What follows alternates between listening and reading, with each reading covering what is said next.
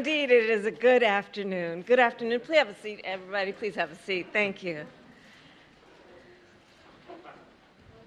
Feels good, doesn't it?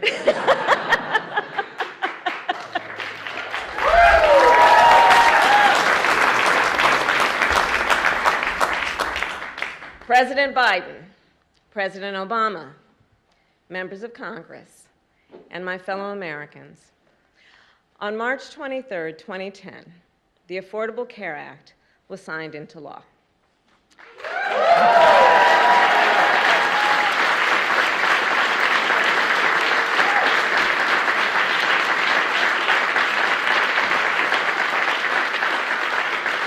In the 12 years since, the ACA has delivered high-quality, affordable health care to more than 30 million Americans. Yes.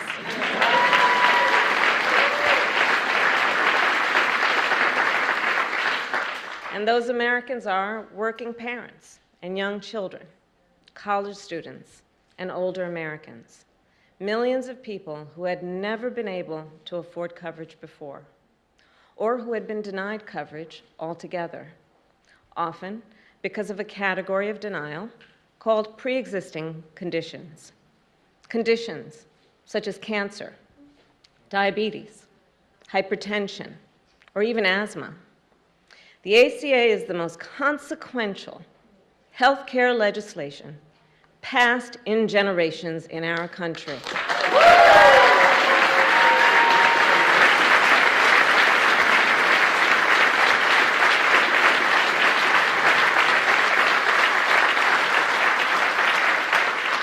And it is something more.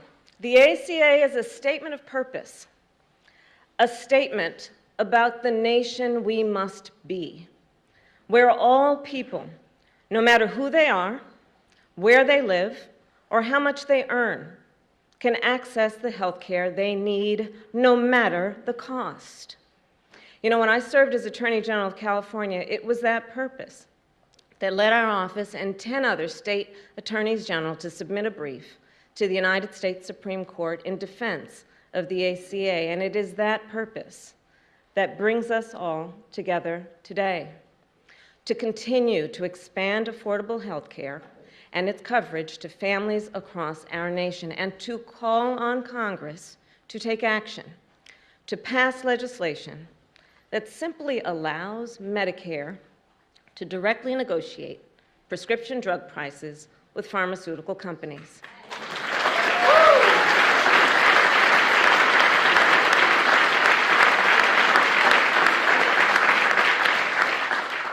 And if there's any question why, I'll explain. More than 60 million Americans are enrolled in Medicare. That would give Medicare significant bargaining power to negotiate prices for all those Americans. So instead of forcing individual patients to negotiate by themselves, to require them to pay whatever price the drug companies set, they would have that kind of representation to stand there with their fellow Americans and negotiate those prices so that they would just simply be fair. So today we also call on Congress to make permanent the ACA subsidies that are included in the American Rescue Plan.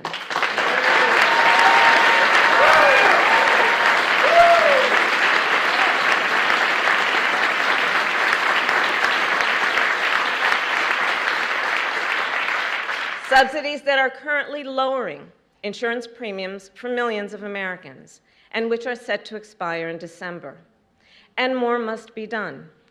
Currently, there are 12 states in our nation that refuse to expand Medicaid for no reason other than petty partisan obstruction. As a result, 4 million people in our country are locked out of coverage. And that comes at a cost. For example, women who do not have health care coverage and are therefore less likely to have access during pregnancy or before or after to pelvic exams or vaccinations, prenatal checkups, postpartum, depression screenings, and all the other essential care they need to be safe and healthy before, during, and after birth. We know that expanding Medicaid coverage significantly reduces the number of mothers who die as a result of pregnancy.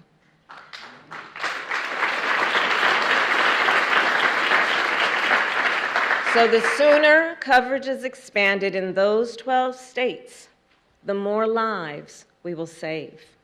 Protecting the health and well-being of the people of our nation should not be a partisan issue.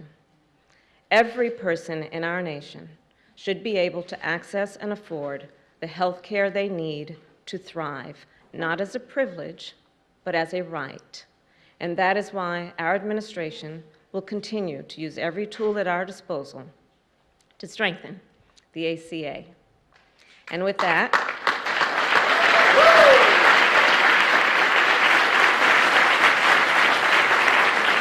it is now my great pleasure to introduce the man whose vision and leadership led us to this day, whose unwavering commitment to the people of our nation laid the foundation for this groundbreaking legislation. A leader who showed us the way forward on this important issue. Please welcome President Barack Obama.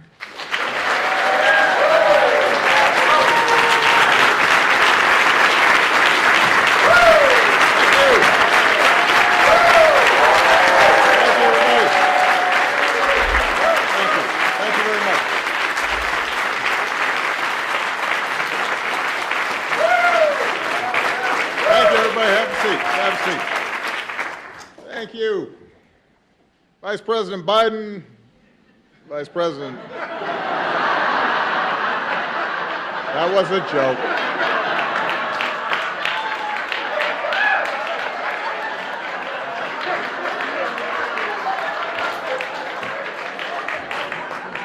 That was all set up. My president, Joe Biden, Vice President Harris,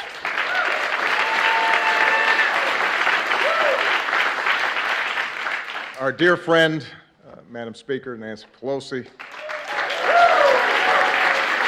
all the members of Congress who are in attendance today, the members of Cabinet, it is good to be back in the White House. It's been a while. I confess, I heard some changes had been made by the current president since I was last here. Apparently, Secret Service agents have to wear aviator glasses now. The Navy mess has been replaced by a Baskin-Robbins. And there's a cat running around, which I guarantee you Bo and Sonny would have been very unhappy about. But coming back, even if I have to wear a tie, which I very rarely do these days, gives me a chance to visit with some of the incredible people who serve this White House and who serve this country every single day. A lot of times out of the limelight. They make this government function, and they help people in ways big and small. And from the outside, sometimes people don't understand just how grueling this is and how many sacrifices people make. Because those of us who are in front of the cameras oftentimes get the credit.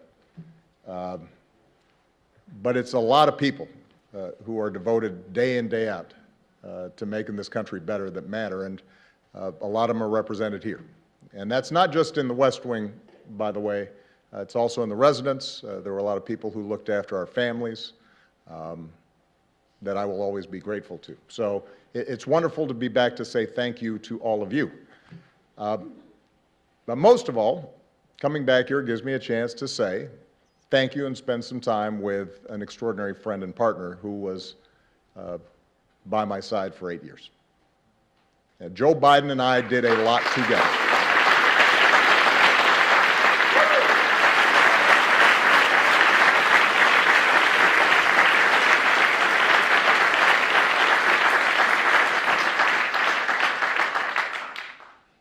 We helped save the global economy, made record investments in clean energy. We put guardrails on our financial system. We helped turn the auto industry around, repealed Don't Ask, Don't Tell.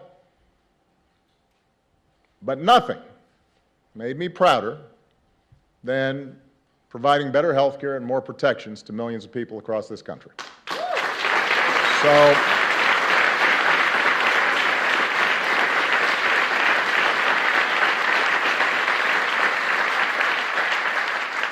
So when President Biden said he was not going to just celebrate the ACA, but also announce actions that would make it even better, I had to show up.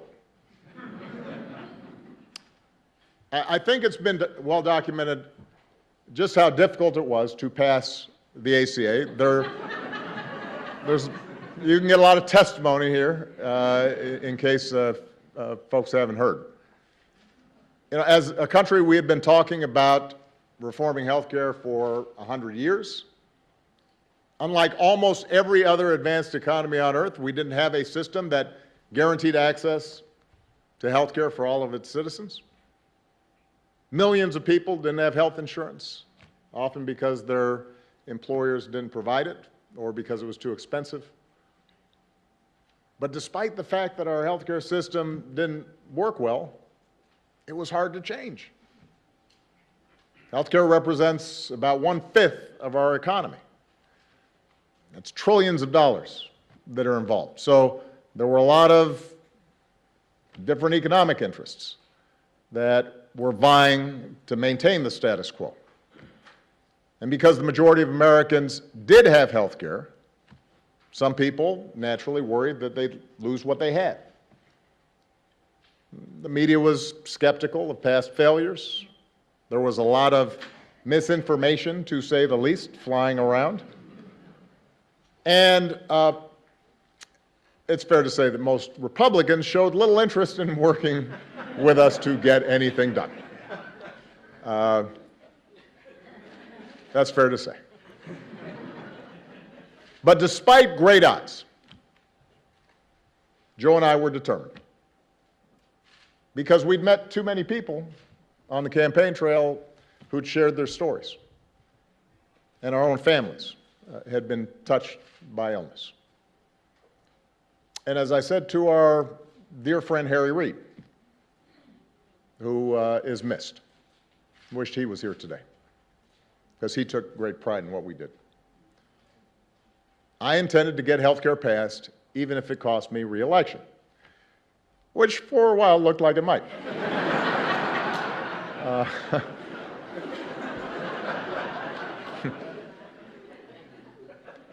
But for all of us, for Joe, for Harry, for Nancy Pelosi, for others, the ACA was an example of why you run for office in the first place, why all of you sign up for doing jobs that pay you less than you could make someplace else, why you're away from home sometimes and you miss some soccer practices or some dance recitals.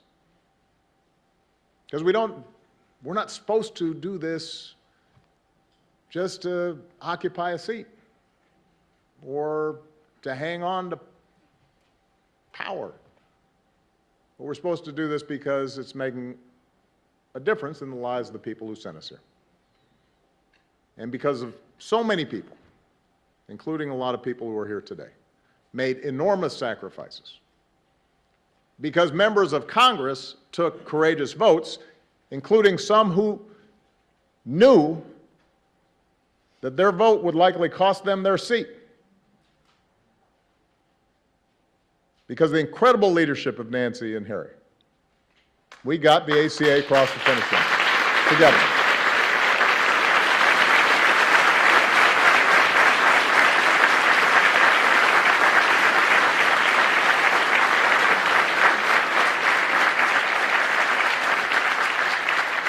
And the night we passed the ACA, I've said it before, it was a high point of my time here because it reminded me and it reminded us of what is possible. But, of course, our work was not finished. Republicans tried to repeal what we had done again and again and again. And they filed lawsuits that went all the way to the Supreme Court, 3 times. I see Don Marilla here, who had to defend a couple of them.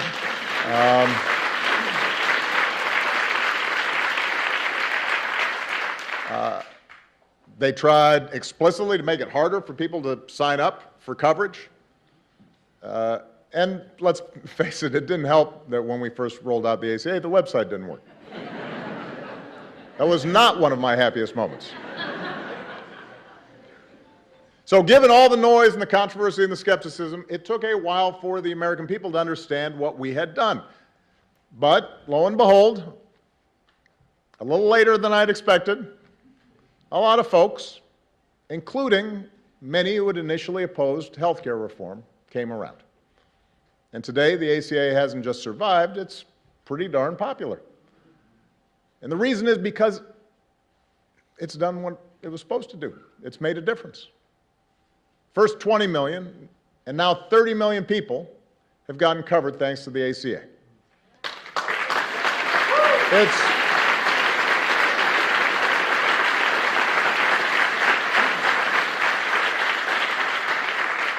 It's prevented insurance companies from denying people coverage based on a pre-existing condition. It's lowered prescription drug costs for 12 million seniors. It's allowed young people to stay on their parents' plan until they're 26. It's eliminated lifetime limits on benefits that often put people in a jam. So we are incredibly proud of that work. But the reason we're here today is because President Biden, Vice President Harris, everybody who's worked on this thing understood from the start that the ACA wasn't perfect. To get the bill passed, we had to make compromises. We didn't get everything we wanted. That wasn't a reason not to do it. If you can get millions of people health coverage and better protection, it is, to quote a famous American, a pretty big deal.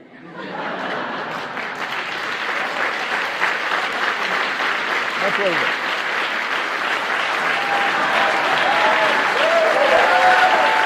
Big deal.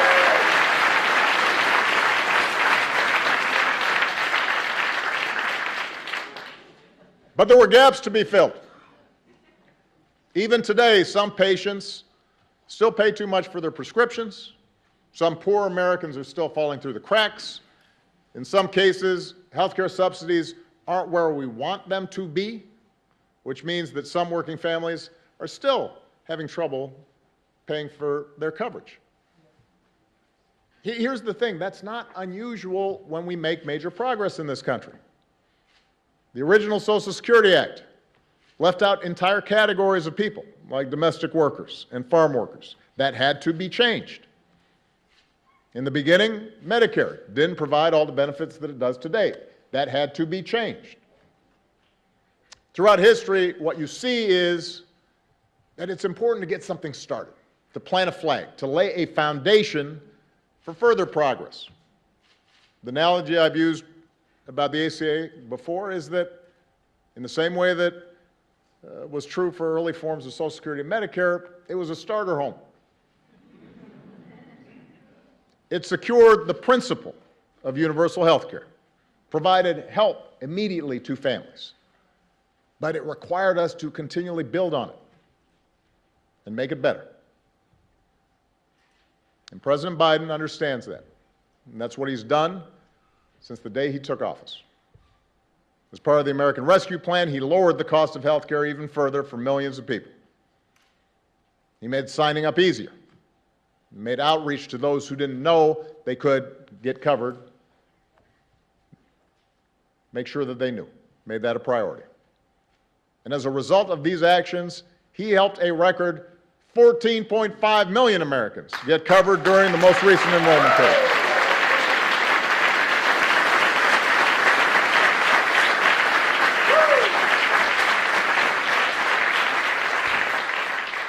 That, ladies and gentlemen, is what happens when you have an administration that's committed to making a program work. And today, the Biden-Harris administration is going even further by moving to fix a glitch in the regulations that will lower premiums for nearly 1 million people who need it and allow 200,000 more uninsured Americans get access to coverage. I'm a private citizen now, but I still take more than a passing interest in the course of our democracy. But I'm outside the arena, and I know how discouraged people can get with Washington. Democrats, Republicans, Independents. Everybody feels frustrated sometimes about what takes place in this town. Progress feels way too slow sometimes. Victories are often incomplete. And in a country as big and as diverse as ours, consensus never comes easily. But what the Affordable Care Act shows is that you are driven by the core idea that together we can improve the lives of this generation and the next. And if you're persistent, if you stay with it, and are willing to work through the obstacles and the criticism and continually improve where you fall short, you can make America better. You can have an impact on millions of lives. You can help make sure folks don't have to lose their homes when they get sick, that they don't have to worry whether a loved one is going to get the treatment they need. President Joe Biden understands that. He has dedicated his life to the proposition that there's something worthy about public service and that the reason to run for office is for days like today.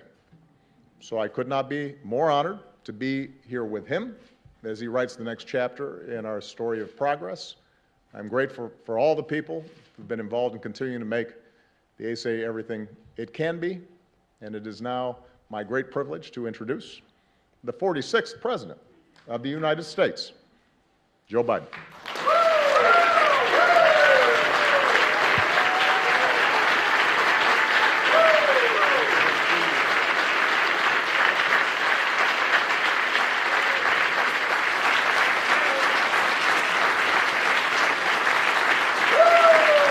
Thank you.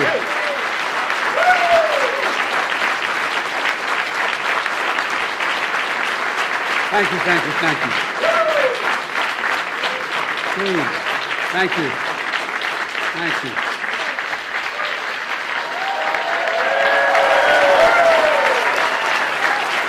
Thank you, thank you, thank you. Please.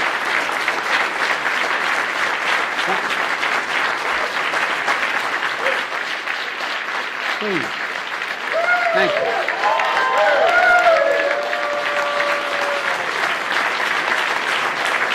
Thank you very much. Please. My name is Joe Biden. I'm Barack Obama's Vice President. And I'm Jill Biden's husband. By the way, the only reason Jill's not here today, she's working. She's teaching. And so I just want you to know that's why she's not here. Good afternoon, everyone. Mr. President, welcome back to the White House, man. Feels like the good old days. Being here with you brings back so many good memories. We just had lunch together, and we weren't sure who was supposed to sit where. Look, it's fitting that the first time you return to the White House is to celebrate a law that's transforming millions of lives because of you. And I say because of you. We had a lot of help, the staff, and I helped a little bit, but it's because of you. A law that shows hope leads to change. And you did that. You did it. Let's be honest.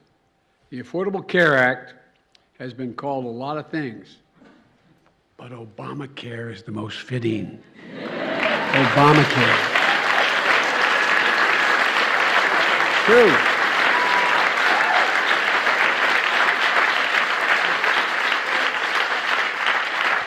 I can tell you all how much Barack Obama cared about getting this done. Throughout the countless hours of negotiations and the relentless political attacks, he never, ever, ever gave up. And I guarantee you that. If I had time, I could tell you all the times when he'd say, should we compromise, should we do? And I'd say, well, we ought to think about it. No, if I do that, then so-and-so won't get covered. This group of people won't get covered. And whether it was after meeting during our weekly lunch, and we met every single day, he'd remind me why we're doing this in the first place. We're doing this in the first place for people who needed it and deserve to be treated with dignity. Dignity. The idea that when you can't afford health insurance for your children, for your spouse, male or female, it doesn't matter. Not only are they in trouble, but you're deprived of your dignity. Barack, you talked about the idea that it was important that we make sure that you couldn't outrun your insurance. I can remember there with Bo, thinking to myself, what would I do if they walked in and said, you've outrun your time here? And there were still 35 days to live. The things that change people's lives. We both understood the Affordable Care Act wasn't about a single president or the presidency. It was about the countless Americans lying in bed at night, staring at the ceiling, wondering, my God, what if I get really sick? What am I going to do? What is my family going to do? Will I lose the house? Discussions we had in my house with my dad when he lost his health insurance. Who's going to pay for it? Who's going to take care of my family? You know, in America, health care, as we all three said, will have now said, health care should be a right, not a privilege. And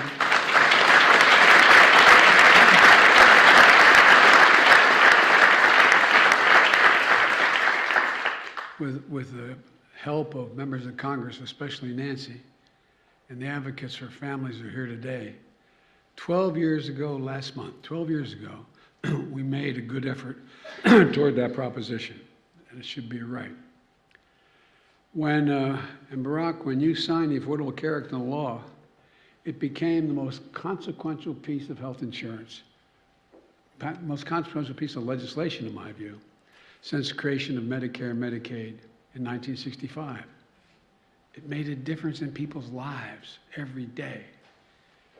You just talked about where we were before the Affordable Care Act and what happened in the past 12 years to make life a lot better for people.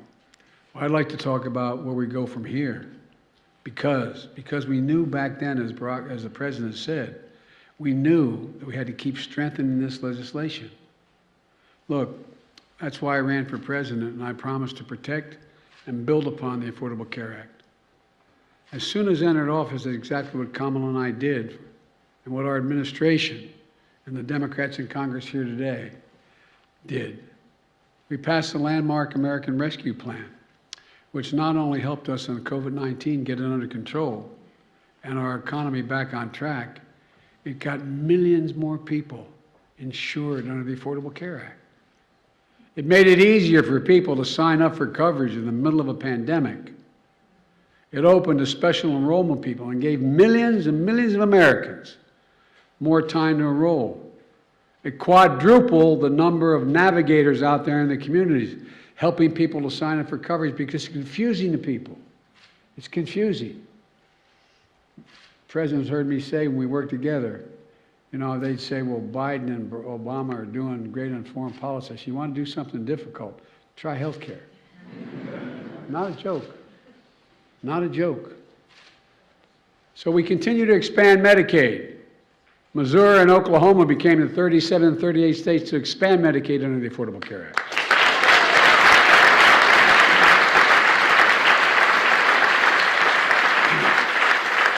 And as been mentioned, over 31 million people now have health insurance through the Affordable Care Act. 4 out of 5 Americans can find quality coverage for under $10 a month. The average family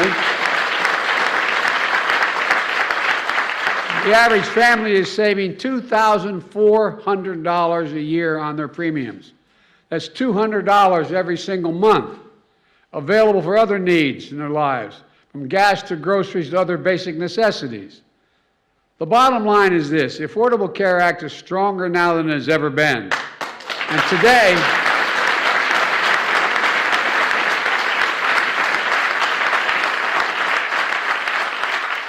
now I'm not even talking about what your former chief of staff is doing to make sure health care is available to all our veterans in the way he did.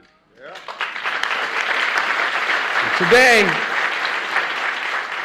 we're strengthened even further. In a moment, I'm going to sign an executive order building on one of those that I signed last year.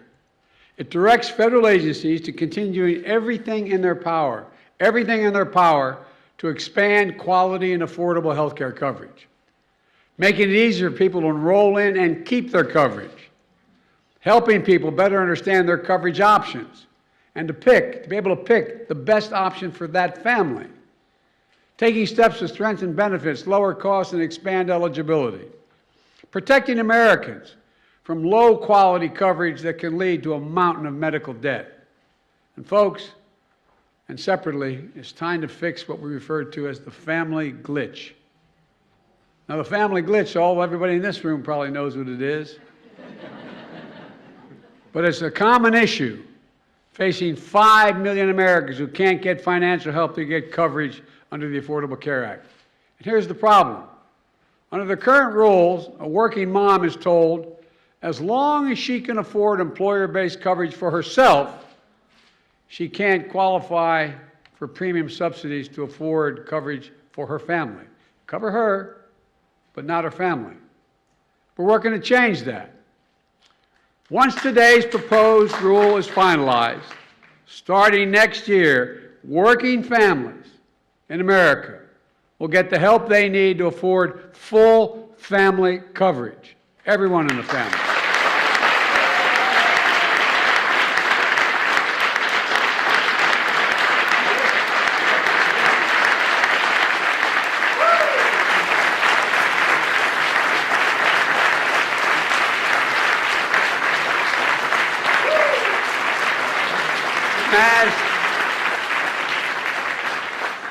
As a result, families will be saving hundreds of dollars a month. With this change, it's estimated that 200,000 presently uninsured Americans are going to gain coverage. Nearly 1 million Americans will see their coverage become more affordable. This is considered one of the biggest things my administration can do, lower cost and expand coverage. And we're taking steps today to get that done. So look, folks, but we need to keep up the fight. Our Republican colleagues, as they say in Southern Delaware, they haven't changed a whole hell of a lot. Good folks, but haven't changed a lot. They continue to attack the Affordable Care Act. They're unrelenting. They haven't stopped. Mr. President, since you signed the law, they haven't stopped for 1 second. Multiple court challenges you mentioned, sabotage from the previous administration. Over 70 attempts to repeal the law by Republicans in Congress.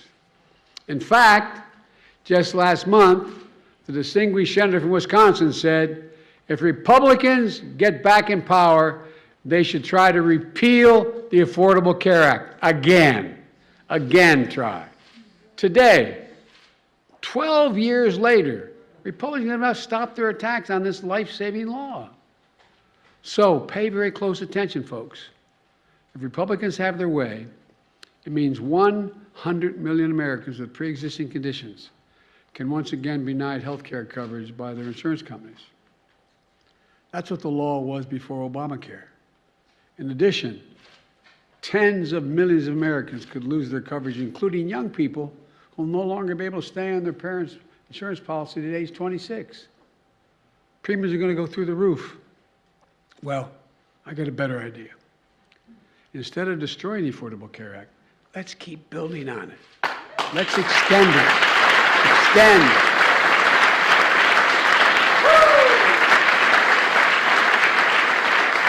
And because of all the folks in this room, members of Congress, the American Rescue Plan subsidizes that are lowering premiums, subsidies are lowering premiums and extending coverage.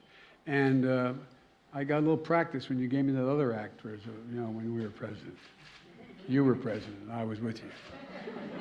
Look, close the Medicaid coverage gap that locks nearly 4 million Americans out of coverage just because their states refuse to expand Medicaid. Lower prescription drug costs, which was mentioned already, by allowing Medicare to negotiate prices for drugs that are on the market. We can do this. We should do this. We have to do this. But let me close with this.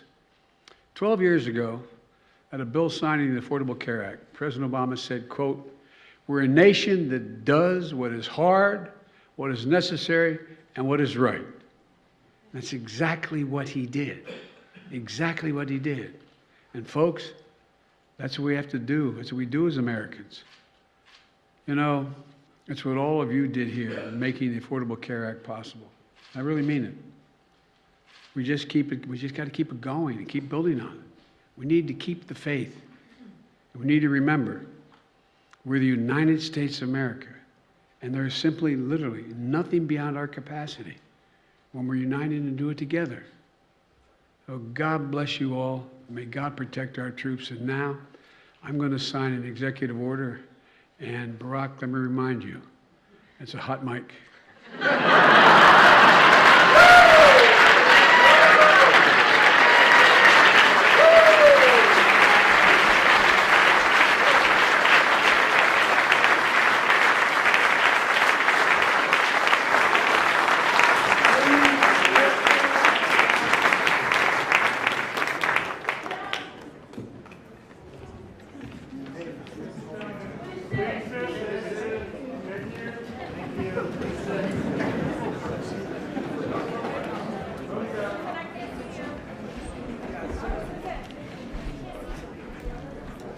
See everybody?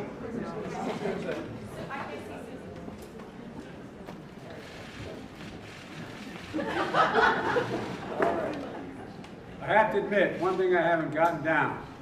Barack Obama could sign his name using 9 different pens. I'm going to use this.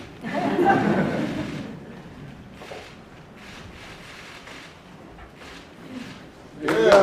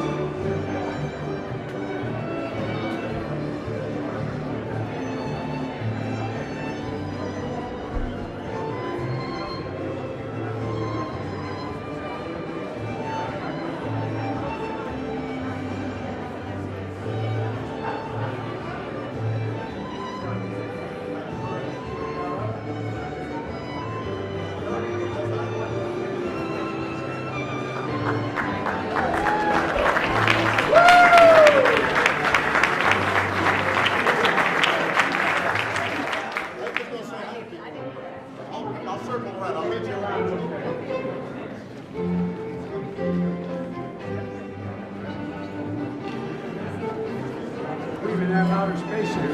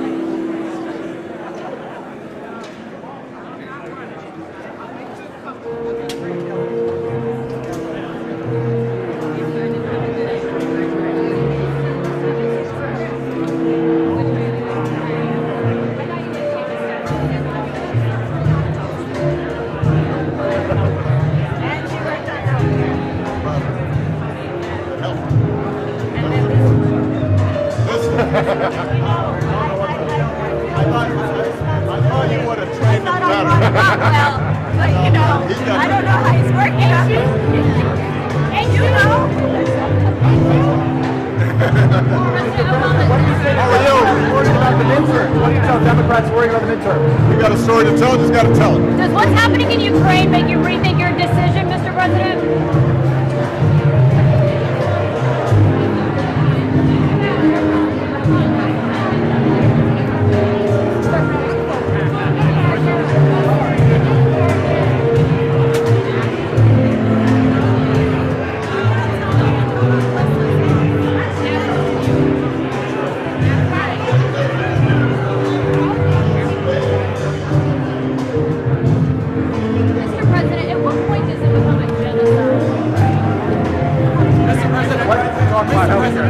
What do you say to Democrats worrying about the midterm?